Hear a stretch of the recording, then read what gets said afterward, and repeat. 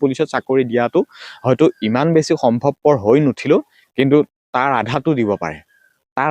দিব পাৰে ভিডিঅ'টো শেষলৈকে চাবা তোমালোকে নিশ্চয় গম পাইছা এতিয়াই মুখ্যমন্ত্ৰীয়ে 5 বছৰ যথেষ্টখিনি কৰিছে 1 লাখ 1.5 লাখ 2 লাখ যথেষ্টখিনি চাকৰি দিছে আঁচনিৰ পৰা আদি কৰি তোমালোকে যি বিচাৰিছা সকলোখিনিয়ে পাইছা মহিলা উদ্যমিতা আঁচনি বাকী নিবনুৱা সকলৰ বাবে আঁচনি সকলোখিনিয়ে পাইছা কি পোৱা না এই 5 বছৰত তেওঁ যথেষ্টখিনি দি আছে তোমালোকক দি আছে যথেষ্টখিনি দিছে আৰু নেক্সট যি 5টা বৰ্ষৰ বাবে আকৌ তেওঁ মুখ্যমন্ত্ৰী হিচাপে 9 এপ্ৰিলত নিৰ্বাচন হ'ব 9 এপ্ৰিলত নিৰ্বাচন সকলোৱে ভোট দিয়াৰ পাছতে মুখ্যমন্ত্ৰী আকৌ CM ছাৰে হ'ব আমাৰ হিমন্ত বিশ্ব শৰ্মা আৰু তেখেত আকৌ যি 5 বৰ্ষৰ বাবে হ'ব এতিয়া 25,000 চাকৰিৰ কথা কৈ আছে আৰু পুলিচৰ ডিপাৰ্টমেণ্টৰ কথাই কৈছো আৰু তাৰ ভিতৰত 2টা কামাণ্ডো বেটেলিয়ন ভেকেন্সিখিনি সোমাই থাকিব সেই সম্পূৰ্ণ ইমান 25,000 নহলে তাৰ আধাটো দিব পাৰে আৰু তেওঁ হিচাপত ইমানখিনি ভেকেন্সি উলিয়াই দিয়াটো ইমানো ডাঙৰ কথা নহয়